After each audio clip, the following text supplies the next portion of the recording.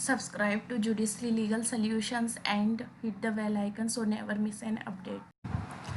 Hello and welcome back. आज हम लोग डिस्कस करने वाले हैं oral evidence and documentary evidence relationship. It is given under section 59 and 60।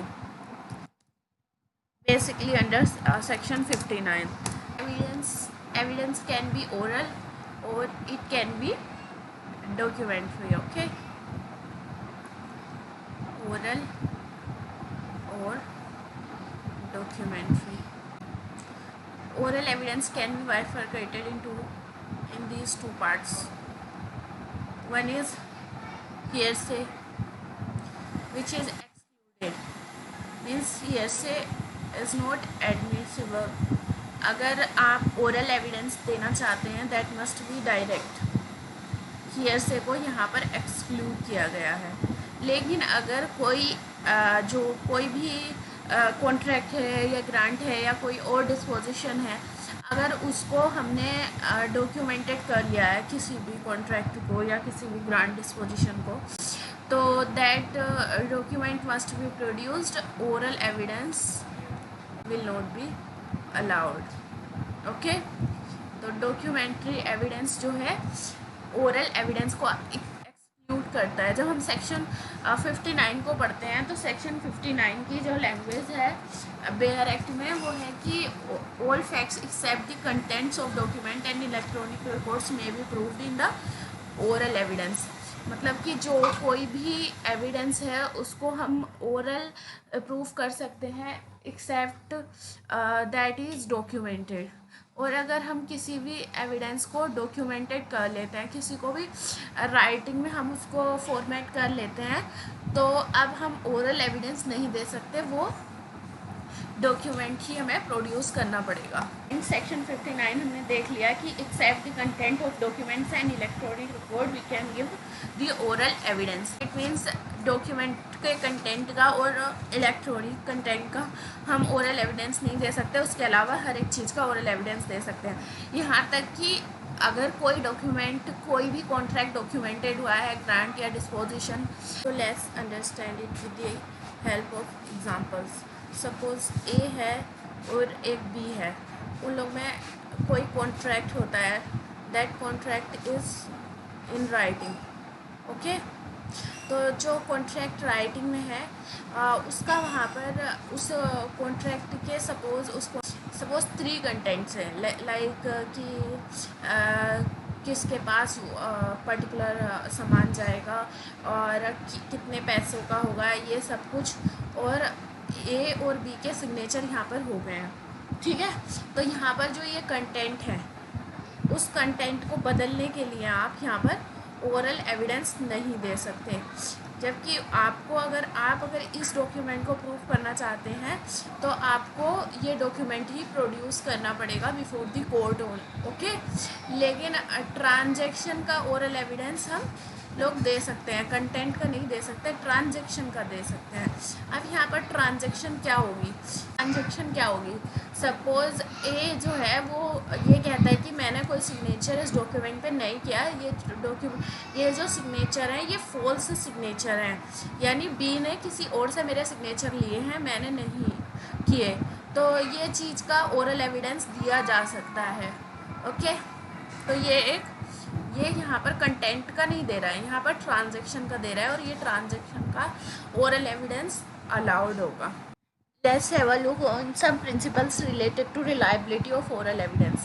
Oral evidence होंगे वहाँ पर कोर्ट ये प्रिज्यूम नहीं करेगा, ये प्रिजम्पशन नहीं रेज करेगा कि जो ओरल एविडेंस दिया जा रहा है वो ओरल एविडेंस जो है वो फॉल्स है, यानी no perjury presumption would be here. मतलब कि जब भी कोई विटनेस कोर्ट के सामने कोई भी टेस्टमनी का ओरल एविडेंस, कोई भी टेस्टमनी देता है, ओरल एविडेंस देता है, तो कोर्ट यहाँ पर ये प्रिज्यूम नहीं करेगा कि particular witness is giving a false evidence. Okay, लेकिन जो विटनेस टेस्टमनी देगा उसको इंट्रेंसिकली एग्जामिन किया जाएगा और एक्सट्रेंसिकली भी एग्जामिन किया जाएगा, दोनों तरह से उसका एग्जामिनेशन होगा। We have to see what is intrinsic examination and what is extrinsically examination. जो इंट्रेंसिकली एग्जामिनेशन होगा वो विटनेस के खुद की टेस्टिमनी से होगा, यानी कि उसकी टेस्टिमनी को देखा जाएगा कि वो क्रॉस एग्जामिनेशन में सस्टेन करता है कि नहीं सस्टेन करता है, री एग्जामिनेशन में कितना सस्टेन करता है, और उसकी खुद की टेस्टिमनी जो विटनेस है उसकी टेस्टिमनी खुद की कितनी रिलायबल है, वो कितनी अपनी बातों पे स्टेबल है, क्रॉस एग्जामिनेशन में कितना स्टेबल रहता है, और 165 के क्वेश्चंस भी पूछ सकता है कोर्ट से ये चेक करने के लिए कि वो पर्सन कितना स्टेबल रहता है। और एक्सट्रेंसिकली जो एग्जामिनेशन होगा वो ये होगा कि विटनेस कितना ट्रस्टवर्दी है, ये देखा जाएगा with the help of other circumstances. Means ये देखा जाएगा क्या उसकी टेस्ट मनी जो है दूसरे सर्कमस्टांशियल एविडेंस में फिट बैठती है। लाइक उसने जो डाइंग डिक्लेरेशन की टेस्ट मनी दी है, तो वो ये कहता है, सपोज विटनेस ये कहता है कि मेरे सामने जो विक्टिम था उसने ये टेस्ट मनी दी थी कि उसको जो है, विटनेस कहता है कि मेरे सामने ये टेस्ट मनी दी थी कि उसको ए ने मारा, यानी ए किल्ड बी, तो बी टोल्ड टू मी।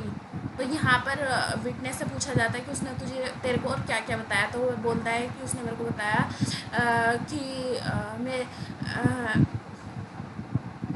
तो बताता है कि उसने मेरे को बताया कि उसने मेरे को नाइफ्स पेट में मार दिया पहले, फिर उसके बाद उसने मेरा हाथ काट दिया, और फिर उसके बाद जब देखते हैं सर्कमस्टांशियल एविडेंस तो बी जो है एक्चुअली उसके नाइफ लगा हुआ है पेट में और हाथ में। तो इसका जो विटनेस का जो डाइंग डिक्लेरेशन है, जो टेस्टिमनी है, वो सर्कमस्टांशियल एविडेंस में फिट बैठता है। लेकिन अगर हम देखते हैं कि बी जो है एक्चुअली नाइफ की वजह से नहीं, गला दबाने की वजह से मरा है, तो ये सर्कमस्टांशियल एविडेंस पे फिट नहीं बैठता है। अगर ये पता चलता है कि वो पहले गला दबाने से मर गया और बाद में उसको चाकू मारे गए हैं, मर वो पहले गया था, तो ये उसका जो डाइंग डिक्लेरेशन जो टेस्टिमनी विटनेस दे रहा है वो सर्कमस्टांशियल एविडेंस के अकॉर्डिंग फिट नहीं बैठता है, तो यहाँ पर वो रिलाई नहीं किया जाएगा। लेकिन अगर फिट बैठता है सर्कमस्टांशियल के अकॉर्डिंग, तो विटनेस की टेस्टिमनी पर रिलाई किया जाएगा। यानी विटनेस को ओरल एविडेंस जब भी विटनेस देगा तो उसको दो तरह से चेक किया जाएगा, पहले तो इंट्रेंसिकली फिर एक्सट्रेंसिकली। पहले तो ये देखा जाएगा कि वो विटनेस जो है क्रॉस एग्जामिनेशन में कितना स्टेबल है और दूसरे क्वेश्चन में कितना स्टेबल है, इस चीज़ पर उसकी ट्रूथफुलनेस को एग्जामिन किया जाएगा। प्लस ओरल एविडेंस में अगर ये भी देखा जाएगा कि अगर ओरल एविडेंस और डॉक्यूमेंट में कन्फ्लिक्ट है, अगर ओरल और डॉक्यूमेंट्री एविडेंस में कन्फ्लिक्ट है, तो और डॉक्यूमेंट्री एविडेंस जो है वो प्रूव हो चुका है, मतलब कि जो डॉक्यूमेंट्री एविडेंस है वो प्रॉपरली प्रूव्ड हो गया है, तो यहाँ पर ओरल एविडेंस को एक्सक्लूड कर दिया जाएगा। यानी कि ओरल एविडेंस पे हम रिलाई नहीं करेंगे, रादर हम डॉक्यूमेंट्री एविडेंस पे रिलाई करेंगे। ओके। और जो ओरल एविडेंसेस के रिगार्डिंग जो टेस्ट होगा वो 3 स्टेजेस में होगा, पहला तो ये देखा जाएगा कि ओरल एविडेंस जो है वो खुद अपने आप में विद इन इटसेल्फ कितना कंसिस्टेंट है, मतलब कि जो विटनेस है वो सेम थिंग बोलना चाहिए, ये नहीं कि पहले कुछ कहता है फिर कुछ कहता है। लाइक अगर बी जो है, फॉर एग्जांपल बी एक विटनेस है और वो कहता है कि एक्स ने वाई को किल किया और जो एक्स जो था, वाई जो था ऑन द स्पॉट मर गया, और लेटर ऑन जो विटनेस है बी वो ये कहता है कि नहीं वो पानी पानी चिल्ला रहा था वाई। तो यहाँ पर जो उसकी बी की जो टेस्टमनी है वो अपने आप में कंसिस्टेंट नहीं है, यानी कि अपने आप में कंसिस्टेंट होनी चाहिए। और दूसरी चीज़ हम ये देखेंगे कि जो विटनेस है वो क्रॉस एग्जामिनेशन में सस्टेन होना चाहिए, यानी कि क्रॉस एग्जामिनेशन में जब उसका क्रॉस एग्जामिनेशन हो रहा है तो वो इफ़ेक्टिवली सस्टेन होना चाहिए। क्रॉस एग्जामिनेशन में ये प्रूव नहीं होना चाहिए कि वो जो है झूठ बोल रहा है। क्रॉस एग्जामिनेशन होती है वो ऑलवेज इन आर्ट, वो एडवोकेट उसमें इस तरह के क्वेश्चंस पूछता है, जैसे कि विटनेस कई बार अपनी बातों में फंस जाता है, तो ऐसे, और वो झूठ बोल रहा होता है तो पता लग जाता है, तो ऐसा कुछ भी नहीं होना चाहिए। थर्ड जो होगा वो ये होगा कि जो विटनेस की जो टेस्टिमनी है वो पॉजिटिवली दूसरे जो सर्कमस्टांशियल एविडेंस है उसमें कितना सस्टेन कर रही है, लाइक जो और दूसरे विटनेस के साथ उसकी टेस्टिमनी कितना कंसिस्टेंट है, और इस तरह से आसपास की चीज़ों में देखा जाएगा। सपोज़ ए जो है वो ये कहता है कि नाइफ़ जो है वो